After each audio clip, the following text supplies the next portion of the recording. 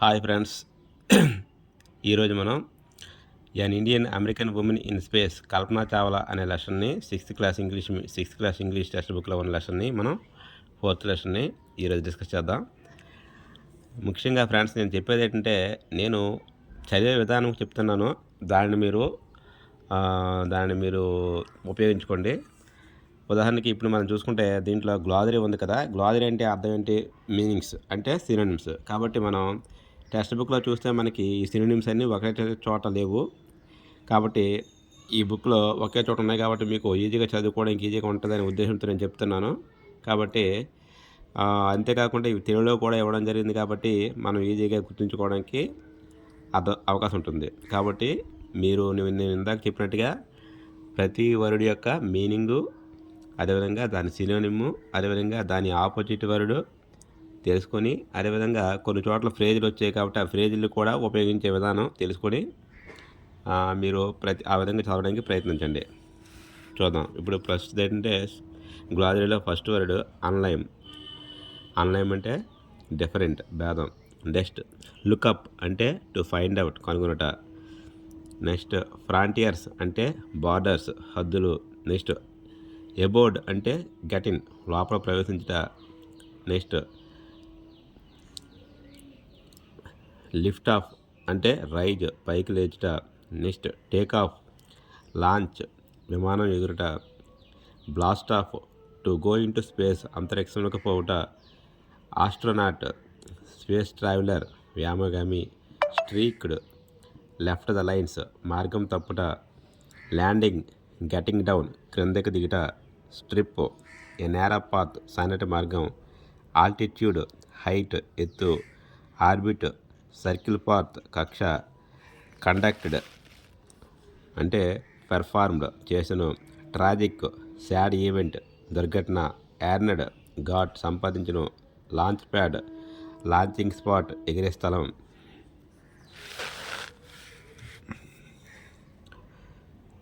Multi engine అంటే many engines, చాలా ఇంజిన్లు గల. హైర్డ్, టేకెన్ ఆన్ సర్వీస్, పనికి తీసుకొనుట. పర్సూయింగ్, డూయింగ్, పని చేయడం. ప్రెట్టి మచ్, వెరీ మచ్, చాలా. ఫార్చునేట్లీ, లకీలీ, అదృష్టవశాత్తు. ఎంకరేజ్డ్ అంటే గేవ్ సపోర్ట్, ఉత్సాహపరచుట. పోలినేటింగ్ అంటే టు సప్లై పోలెన్, పుప్పునిచ్చుట. అబ్జర్వ్ అంటే వాచ్, పరిశీలించుట. డిజాస్టర్ అంటే కలామిటీ ప్లస్ మిస్హ్యాప్, ఆపద.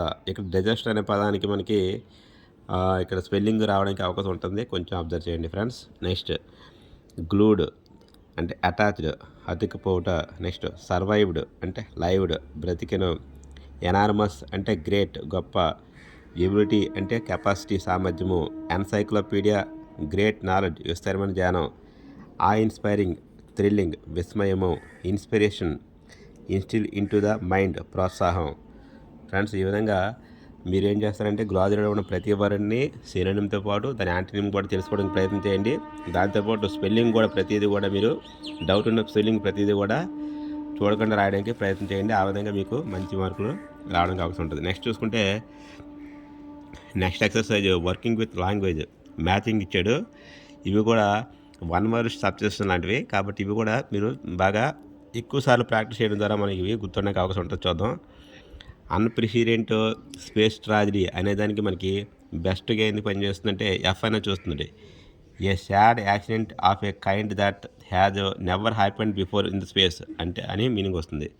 నెక్స్ట్ది సర్టిఫైడ్ ఫ్లైట్ ఇన్స్ట్రక్టర్ అంటే ఈ అంటే a person with the correct qualification to teach people to fly planes అనేది మనకి కరెక్ట్ మీనింగ్ సరిపోతుంది. నెక్స్ట్ స్పేస్ మిషన్ అనేదానికి కరెక్ట్ మీనింగ్ ఏమొస్తుందంటే డి ఏముంది? A set of jobs to be done in space by a group అనే meaning correct సరిపోతుంది. Next super specialization అనేదానికి కరెక్ట్గా సరిపోతుంది జి అట. Great expertise in a limited field or a particular subject అనేది సరిపోతుంది కరెక్ట్గా. నెక్స్ట్ ఎన్సైక్లోపీడిక్ నాలెడ్జ్ అంటే దీనికి మీనింగ్ కరెక్ట్గా ఏంటంటే having knowledge of a wide variety of subjects అనేది కరెక్ట్గా సరిపోతుందట. నెక్స్ట్ ఆ ఇన్స్పైరింగ్ అంటే a something that causes feeling of respected and wonder అనేది మీనింగ్ కరెక్ట్గా ఉంటుంది. నెక్స్ట్ ఇన్ దిస్ ఏజ్ అంటే nowadays in these times అనేది సరిపోతుందట. నెక్స్ట్ చూద్దాం. నెక్స్ట్ ఇవి చాలా ఇంపార్టెంట్ ఫ్రెండ్స్. ఏంటంటే use these phrases in sentence of your own after following out their meanings అని ఇచ్చాడు. కాబట్టి వీటిని మీనింగ్ తెలుసుకొని వీటిని నేను వాక్యంలో ఉపయోగించమన్నాడు. ఇవే ఫ్రేజులు. ఇవి చాలా ఇంపార్టెంట్. మనకి డైరెక్ట్గా బిట్లు ఈ ఫ్రేజుల మీద రావడానికి అవకాశం ఉంటుంది. కాబట్టి వీటిని ఎక్కువసారి మీరు ప్రాక్టీస్ చేయడం ద్వారా మాత్రమే గుర్తుంటాయి. మామూలుగా వీటిని గుర్తుంచుకోవడం చాలా కష్టం. ఎక్కువసార్లు చదివి ప్రాక్టీస్ చేయడం ద్వారా ఇవి గుర్తుంటాయి. చూద్దాం. ఫస్ట్ ఏంటంటే బ్రోక్ అపార్ట్. దాని మీనింగ్ ఏంటంటే బ్రోక్ ఇంటూ పీసెస్ అంటే మొక్కలుగా విరిగిపోవడం అన్నమాట. చూద్దాం దాని మీనింగ్ ఎలా ఉపయోగిస్తామంటే the plane carrying 100 persons broke apart in the sky. అది 100 మందితో వెళ్తున్న ప్లేన్ అనేది స్కైలో విరిగిపోయిందని ఉపయోగించడం జరిగింది. Next streaked over. దాని మీనింగ్ ఏంటి to leave a line or long mark. దీని మీనింగ్ అంటే ఒక లైన్ వదిలేయడం, దాన్ని గుర్తుగా వదిలేయడం అర్థం వస్తుంది. దాని మీనింగ్ ఏ విధంగా సందర్భం ఉపయోగిస్తుంటే a comet was seen streaking over Delhi towards the horizon అనే మీనింగ్లో మనం ఉపయోగిస్తాం. అంటే దాని ఒక గుర్తుని వదిలివేసింది అనే సందర్భంలో ఉపయోగించడం జరుగుతుంది. నెక్స్ట్ది స్ప్రెడ్ అక్రాస్ అంటే స్ప్రెడ్ ఫార్ అండ్ వైడ్, అంతా విస్తరించడానికి మీనింగ్లో ఉపయోగిస్తారు. దీనికి ఏ విధంగా ఉపయోగించారంటే the news of our victory spread across the country. అది ఆ విధంగా విజయం అనేది దేశమంతా విస్తరించిందని ఉపయోగించడం జరిగింది. నెక్స్ట్ లిఫ్టెడ్ ఆఫ్ అంటే దాని మీనింగ్ ఏంటంటే rise. The rocket lifted off the launching site. అది లాంచింగ్ సైట్ నుంచి రాకెట్ అనేది బయలుదేరిందనే సందర్భంలో ఉపయోగించడం జరిగింది. నెక్స్ట్ ఫ్రేజ్ని బ్లాస్ట్ ఆఫ్. దీని మీనింగ్ ఏంటంటే be launched by the firing of a rocket. దాని మీనింగ్ ఏంటంటే the rocket blasted off at noon. Blast off అంటే ఆ విధంగా ఉపయోగించడం జరిగింది. నెక్స్ట్ వెంట ఆన్ అంటే continued. He went on talking for a long time అనేది మీనింగ్లో ఉపయోగించడం జరిగింది. వెంటనే అంటే కంటిన్యూ చేయడం. నెక్స్ట్ మనకి ఈ ఫ్రేజ్ యొక్క మీనింగ్ తెలిస్తే సరిపోతుంది. దాన్ని మనం ఉపయోగించడం ఈజీ అవుతుంది. కాకపోతే ఎక్కువసార్లు మనం ప్రాక్టీస్ చేయడం ద్వారా దాన్ని గుర్తించడం ఈజీ అవుతుంది. నెక్స్ట్ చీర్డ్ అలాంగ్ అంటే encouraged. I cheered along with others as the runners passed by అని మీనింగ్ ఉపయోగించడం జరిగింది. నెక్స్ట్ ఆన్ బోర్డ్ అంటే in a ship or aeroplane or space craft అని మీనింగ్ ఉపయోగిస్తాం. దాన్ని ఎలా ఉపయోగించారంటే there were 500 passengers on board when the ship started its voyage అని మీనింగ్ ఉపయోగించడం జరిగింది. నెక్స్ట్ క్యారీ ఆన్ అంటే కంటిన్యూ, కొనసాగించడం.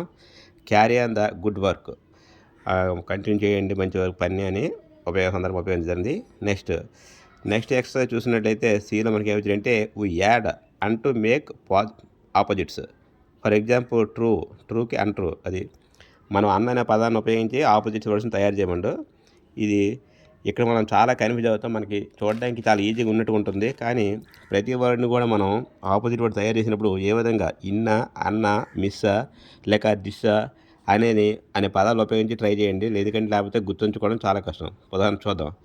ఫస్ట్ ఆఫ్ ఆల్ చూస్తే ఐడెంటిఫైడ్ ఉంది, దీనికి అన్ చేస్తే అన్ఐడెంటిఫైడ్ అవుతుంది. దీన్ని మనం ఇంకా ఆలోచిస్తే ఇన్ఐడెంటిఫైడ్, డిస్ఐడెంటిఫైడ్ కూడా మనం ఊహించుకోవాలి. లేకపోతే అక్కడ ఎగ్జామ్లో మనకి ఇచ్చినప్పుడు అన్నీ ఒకేలా మనకి మీనింగ్ సరిపోతుంది అనిపిస్తుంది. కాబట్టి ఇప్పుడు మనం గుర్తించేటప్పుడే అది ఏ విధంగా అవుతుంది అనేది 2-3 వాక్యాలు అదే వర్డ్స్కి ఇన్ని కానీ అన్న కానీ డిస్ కానీ చేర్చి అది అవుతుందేమో ట్రై చేయండి. అలా అవన సందర్భంలో ఏది కరెక్ట్గా అవుతుందని ఇక్కడే మీరు గుర్తించండి. ప్రతిసారి కూడా ఐడెంటిఫైడ్కి అన్ చేస్తే అన్ఐడెంటిఫైడ్ అనేది ఆపోజిట్ అవుతుంది. నెక్స్ట్ కంట్రోల్డ్ కూడా అన్కంట్రోల్డ్ అవుతుంది. అంతే ఇన్కంట్రోల్డ్, డిస్కంట్రోల్డ్ అవ్వదు, గుర్తించండి. నెక్స్ట్ అటెండెడ్ కూడా అన్అటెండెడ్ అవుద్ది. నెక్స్ట్ సక్సెస్ఫుల్కి ఆపోజిట్ వర్డ్ అన్సక్సెస్ఫుల్. అదేవిధంగా ఇంపార్టెంట్కి ఆపోజిట్ వర్డ్ అన్ఇంపార్టెంట్. నెక్స్ట్ ఎడ్యుకేటెడ్కి కూడా opposite word uneducated. Interesting opposite word uninteresting. క్వాలిఫైడ్కి ఆపోజిట్ వర్డ్ అన్క్వాలిఫైడ్. ట్రైన్డ్కి ఆపోజిట్ వర్డ్ అన్ట్రైన్డ్. ఆన్సరబుల్కి ఆపోజిట్ వర్డ్ అన్ఆన్సరబుల్. ఈ విధంగా మనకి ఆపోజిట్ వర్డ్ అనేది దీంట్లో ఇవ్వడం జరిగింది. కాబట్టి టెక్స్ట్ బుక్లో వచ్చిన ప్రతిదీ కూడా మీరు మిస్ చేయకుండా కంపల్సరీ ఎక్కువ సార్లు ప్రాక్టీస్ చేయండి ఫ్రెండ్స్. నేనైతే అలాగే చేశాను. ఆ విధంగా చేస్తేనే మీకు మంచి మార్కులు రావడానికి అవకాశం ఉంటుంది. నెక్స్ట్ ఎక్సర్సైజ్ చూద్దాం. నెక్స్ట్ వీటి మీనింగ్ ఇవ్వడం ఉంది. మీనింగ్ ఆల్రెడీ మనకు తెలుసు కాబట్టి అది కూడా సర్చ్ చేద్దాం. కాకపోతే అన్ఐడెంటిఫైడ్ అంటే అవి అర్థం ఏంటంట, which has not been recognised అని అర్థం అవుతుంది. ఇది కూడా గుర్తుంచుకోండి. నెక్స్ట్ అన్కంట్రోల్డ్ అనే దానికి అర్థం ఏంటి, వితౌట్ ఎనీ కంట్రోల్. అన్అటెండెడ్ దానికి మీనింగ్ ఏంటి, left without being looked after అని మీనింగ్ వస్తుంది. నెక్స్ట్ అన్సక్సెస్ఫుల్ అనే దానికి మీనింగ్ ఫెయిల్యూర్. అన్ఇంపార్టెంట్ అనే దానికి మీనింగు పెట్టి. Uneducated meaning without education. అన్ఇంట్రెస్టింగ్కి meaning dull. Unqualified meaning not having the education or experience to do a particular job. Next untrained అనే దానికి మీనింగ్ ఏంటంటే వితౌట్ ట్రైనింగ్. నెక్స్ట్ అన్ఆన్సరబుల్కి మీనింగ్ ఏంటంటే impossible to prove false or not capable of being answered అనే meaning వస్తుంది. Next friends next ఏమి ఇచ్చాడంటే, మనం వర్డ్స్ని స్పెల్లింగ్ని బ్రిటిష్ అదేవిధంగా అమెరికన్ అంటే బ్రిటిష్ దేశంలో ఏ విధంగా మనకి స్పెల్లింగ్ వాడతారో, అమెరికా దేశంలో ఏ విధంగా ఒక వర్డ్కి స్పెల్లింగ్ వాడతారో అనేది ఇవ్వడం జరిగింది. ఇది కూడా ఒకవేళ ఇస్తే మనం ఏం చేయలేం కాబట్టి ఒకసారి దీన్ని చూసుకుంటే బెటర్. చూద్దాం. కలర్ అనే దానికి స్పెల్లింగ్ బ్రిటిష్ దేశంలో అయితే మనకి COLOUR అనేది ఉపయోగిస్తాం. మ్యాక్సిమం బ్రిటిష్ని మనం కూడా అనుసరిస్తాం కాబట్టి ఇండియాలో కూడా స్పెల్లింగ్ సేమ్ ఇదే ఉంటుంది. అలా గుర్తుంచుకోండి. COLOUR అనేది బ్రిటిష్లో ఉపయోగిస్తారు కలర్ అనే దానికి వర్డ్. అదే అమెరికాలో అయితే కలర్కి స్పెల్లింగ్ అనేది అమెరికా దేశంలో కలర్కి స్పెల్లింగ్ COLOR అని ఉపయోగిస్తారు. ఒకరు అడగవచ్చు, అడిగితే మీరు ఈ విధంగా గుర్తించాలి. లేబర్కి స్పెల్లింగ్ LABOUR బ్రిటిష్లో, అదే అమెరికాలో అయితే LABOR. ట్రావెలర్కి TRAVELLER ట్రావెలర్ బ్రిటిష్, అదేవిధంగా అమెరికా అయితే TRAVELER. కౌంటర్కి COUNSELLOR బ్రిటిష్ ఫార్మేట్లో, అది అమెరికా ఫార్మేట్లో అయితే COUNSELOR. సెంటర్కి CNTRE సెంటర్ అనేది బ్రిటిష్ ఫార్మేట్ ఇలాగా. అదే అమెరికా ఫార్మేట్లో అయితే CNTER అనేది అమెరికా ఫార్మేట్లో సెంటర్ అనేది స్పెల్లింగ్ ఉపయోగిస్తారు.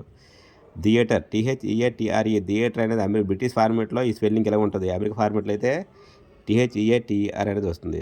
అదేవిధంగా ఆర్గనైజ్ ORGANISE అనేది బ్రిటిష్ ఫార్మేటు, అమెరికా ఫార్మేట్ అయితే ORGANIZE. అదేవిధంగా రియలైజ్ REALISE రియలైజ్ అనేది బ్రిటిష్ ఫార్మేటు, REALIZE అనేది America format. Defence DEFENCE defence అనేది బ్రిటిష్ ఫార్మేటు, DEFENSE అనేది అమెరికా ఫార్మేటు.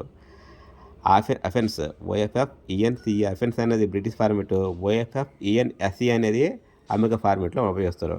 కాబట్టి ఈ విధంగా ఫ్రెండ్స్ ఉంటుంది. ఫ్రెండ్స్ చాలామంది యాక్చువల్గా అయితే క్లాసు అందరూ చెప్తున్నారు, నేను చెప్పకూడదు అనుకున్నాను, కానీ నేను చదివే విధానం చెప్పదాం అనుకుంటున్నాను కాబట్టి ప్రతి దాంట్లో నేను మెన్షన్ చేయడం జరుగుతుంది. కాబట్టి మీకు అందరికీ చెప్పేది ఒకటే, టెక్స్ట్ బుక్ ఉన్న ప్రతి దాన్ని మీరు అర్థం చేసుకుంటూ ఎక్కువసార్లు ప్రాక్టీస్ చేయండి. ఆ విధంగా చేయడం వల్ల మీరు ఎక్కువ మార్కులు తెచ్చుకోవడానికి అవకాశం ఉంటుంది. ఓకే ఫ్రెండ్స్, నెక్స్ట్ క్లాస్ చూద్దాం. Okay, bye.